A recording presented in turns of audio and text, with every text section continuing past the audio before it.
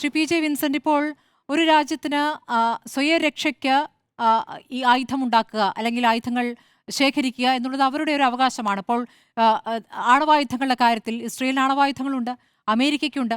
ഇറാന് പാടില്ല എന്ന് പറയുന്നിടത്താണല്ലോ പ്രശ്നം. ഇറാൻ മറ്റൊരു രാജ്യത്തെ ആക്രമിച്ചതായിട്ടുള്ള സംഭവങ്ങൾ, വെറുതെ കയറി ആക്രമിക്കുന്നതായിട്ടുള്ള സംഭവങ്ങൾ ഉണ്ടായിട്ടുണ്ടോ? ഇറാനെ ആക്രമിക്കുന്ന ഘട്ടത്തിലുള്ള പ്രതിരോധം എന്നതിനപ്പുറം എന്തെങ്കിലും ഉണ്ടായിട്ടുണ്ടോ എന്നൊരു ചോദ്യം കൂടിയുണ്ട്.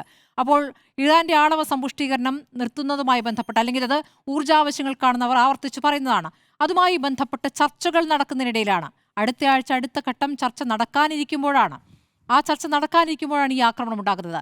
ഇത് ഒരു തരത്തിലും ന്യായീകരിക്കപ്പെടാത്തതല്ലേ? പക്ഷേ ഏതൊക്കെ രാജ്യങ്ങൾ പ്രതികരിക്കുന്നു, ഏതൊക്കെ പ്രതികരണങ്ങൾ ഇതിൽ ഫലവത്താകുന്നു എന്നൊരു വിഷയം കൂടിയുണ്ട്. ഇപ്പോൾ ഇസ്രയേലിനെയും അമേരിക്കയെയും ഉപദേശിച്ച് തിരുത്താൻ ഈ ലോകത്തിന് ഒരു രാജ്യത്തിനും ശക്തിയില്ല എന്ന രൂപത്തിലേക്കാണോ കാര്യങ്ങൾ മാറുന്നത്?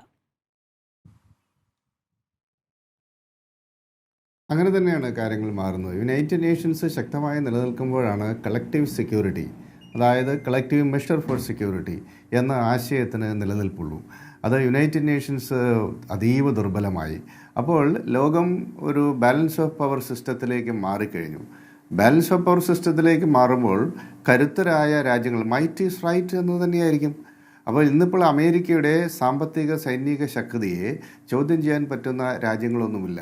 അതുകൊണ്ട് അവർക്ക് അവരുടെ രാഷ്ട്ര താല്പര്യത്തിനനുസരിച്ച് ആഗോളതലത്തിൽ യുദ്ധങ്ങൾ തുടങ്ങുവാനും സമാധാന പ്രക്രിയകൾ ആരംഭിക്കുവാനും ഒക്കെ കഴിയുന്ന ഒരു സാഹചര്യമുണ്ട്. ഇത് വളരെ പ്രധാനപ്പെട്ട ഒരു കാര്യമാണ്. അതോടൊപ്പം ഇത് യഥാർത്ഥത്തിൽ അമേരിക്ക ആരംഭിച്ച യുദ്ധമാണ്. ഇത് അമേരിക്കയുടെ യുദ്ധമാണ്. അത് ട്രംപ് വ്യക്തമായി ട്വീറ്റ് ചെയ്യുകയുണ്ടായി. ട്രംപ് പറഞ്ഞത് eliminating the imminent threat from the Iranian regime എന്നാണ്. ഇസ്രായേൽ മിസൈൽ ആക്രമണം നടത്തിയ ഉടനെ തന്നെ ട്രംപ് ട്വീറ്റ് ചെയ്തത്. എന്ന് വെച്ചാൽ ഇറാനിയൻ ഭരണകൂടം അമേരിക്കയ്ക്ക് ഒരു ആസന്നമായ ഭീഷണിയാണ് എന്ന് സുവ്യക്തമായി അദ്ദേഹം സൂചിപ്പിക്കുകയാണ്. അപ്പോൾ ആ ആസന്നമായ ഭീഷണി അവസാനിപ്പിക്കണമെങ്കിൽ ഇറാനിലെ ഭരണകൂടത്തെ മാറ്റുക എന്നത് തന്നെയാണ്. ഇറാനിയൻ ഭരണകൂടത്തെ നിലനിർത്തിക്കൊണ്ട് അവരുടെ ആണവ പദ്ധതികളെ അവസാനിപ്പിക്കാൻ, ഇല്ലെങ്കിൽ അവർ ആണവായുധം നേടുന്നത് നിയന്ത്രിക്കാൻ വളരെ ഫലപ്രദമായിട്ടുള്ള ഒരു എഗ്രിമെൻ്റാണ് ഒബാമയുടെ കാലത്ത് രൂപപ്പെടുത്തിയത് 2015. അത് ഐക്യരാഷ്ട്രസഭയിലെ 15 സ്ഥിരാംഗങ്ങളും ജർമ്മനിയും കൂടി ചേർന്ന് P5+1 എന്ന കരാർ, അതൊരു കോംപ്രഹെൻസീവ് ന്യൂക്ലിയർ പ്ലാൻ ആയിരുന്നു, ട്രീറ്റി ആയിരുന്നു. അത് 2018 ഏകപക്ഷീയമായി റദ്ദാക്കിക്കൊണ്ട് ഇന്ന് കാണുന്ന ഇറാൻ അമേരിക്ക സംഘർഷങ്ങൾക്ക് വീണ്ടും തുടക്കം കുറിച്ചത് ഡൊണാൾഡ് ട്രംപാണ്. അതിൻ്റെ ഒരു ലോജിക്കൽ കൺക്ലൂഷനാണ് ഇപ്പോൾ വന്നുകൊണ്ടിരിക്കുന്നത്. അപ്പോൾ ഇറാൻ ആണവ സമ്പുഷ്ടീകരണം നടത്തുന്നുണ്ടോ, വെപ്പൺ ഗ്രേഡ് യുറേനിയം 235 എത്ര ശേഖരം അവർക്കുണ്ട്, ഇതൊന്നുമല്ല അമേരിക്കയെ സംബന്ധിച്ചിടത്തോളം പ്രശ്നം. അവർക്ക് ആ ഭരണകൂടമാണ് പ്രശ്നം. ആ ഭരണകൂടത്തെ ഇല്ലായ്മ ചെയ്യണം, ഭരണമാറ്റമുണ്ടാക്കണം. അത് ലക്ഷ്യം വെച്ചാണ് ആയത്തുള്ള അലി ഖംനെയിനെ തന്നെ അവർ വകവരുത്തിയത്. ഇത് ലോകചരിത്രത്തിൽ കേട്ടുകേഴ്വിയില്ലാത്ത കാര്യമാണ്. വെനിസ്വേലയിൽ മദുറോയെ അറസ്റ്റ് ചെയ്ത് കടത്തിക്കൊണ്ടുപോവുകയാണ് ചെയ്തത്, മദുറയും അദ്ദേഹത്തിൻ്റെ ഭാര്യയെയും.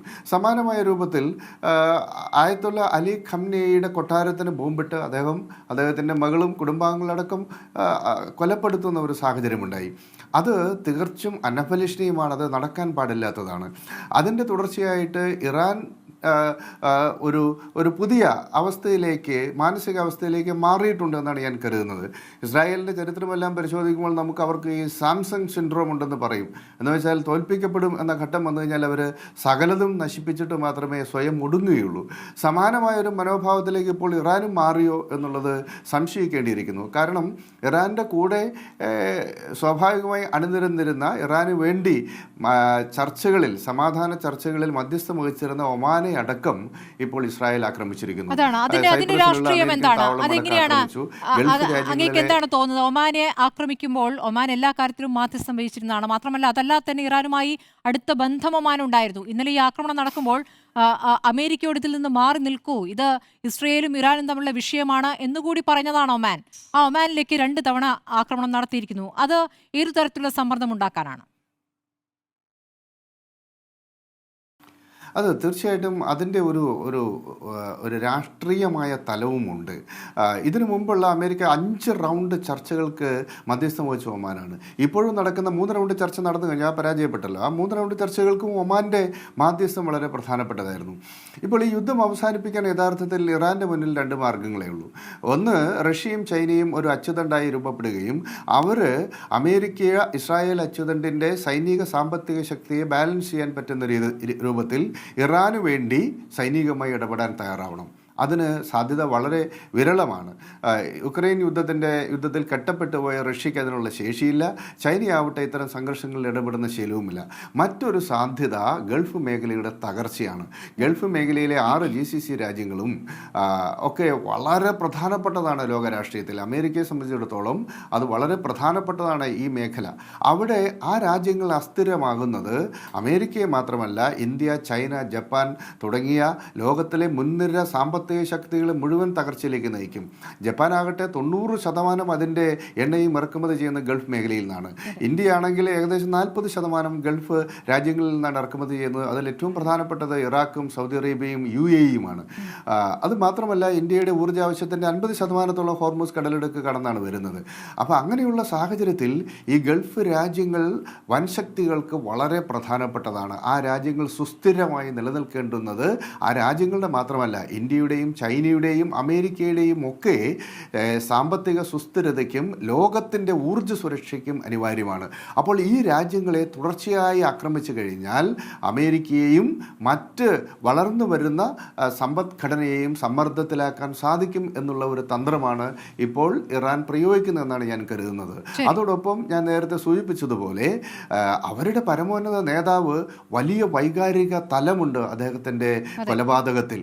അതിനോട് എങ്ങനെ പ്രതികരിക്കുമെന്ന് നമുക്കിപ്പോൾ പറയാൻ സാധിക്കില്ല. അത്തരത്തിലുള്ളൊരു വൈകാരികമായ പ്രതികരണത്തിൻ്റെ ഭാഗമായി ഏതായാലും ആക്രമിക്കപ്പെടും, ഒരുപക്ഷെ വലിയ മാരകമായ പ്രഹരം അവർക്ക് ഏൽക്കാൻ സാധ്യതയുണ്ട്.